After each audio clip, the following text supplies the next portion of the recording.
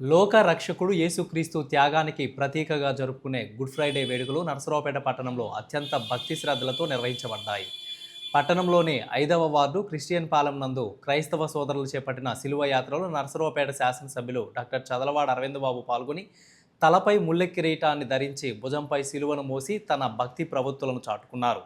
ఈ సందర్భంగా ఆయన మాట్లాడుతూ గుడ్ ఫ్రైడే మానవాళి కోసం యేసుక్రీస్తు చేసిన అపారమైన త్యాగాలను మనకు గుర్తు చేస్తుందని, లోక పాపాలను కడిగి వేసేందుకు ఆయన మరణాన్ని సైతం చిరునవ్వుతో ఆహ్వానించారని కొనియాడారు. ఏదైతే శ్రీకృష్ణుడు భూమికి వచ్చి ప్రజలకి వచ్చాడు, అదేవిధంగా యేసు ప్రభువు మరి పవిత్ర లోకం నుంచి భూలోకానికి వచ్చి భూదిగంత వాసులారా మీ అందరూ కూడా నేను అండగా ఉన్నాను, ఎవరైతే పాపులు ఉన్నారో వాళ్ళ పాపాల నుంచి కూడా ప్రచారం చేయడానికి ఈ భూమి మీదకి రావడం జరిగిందని చెప్పారు.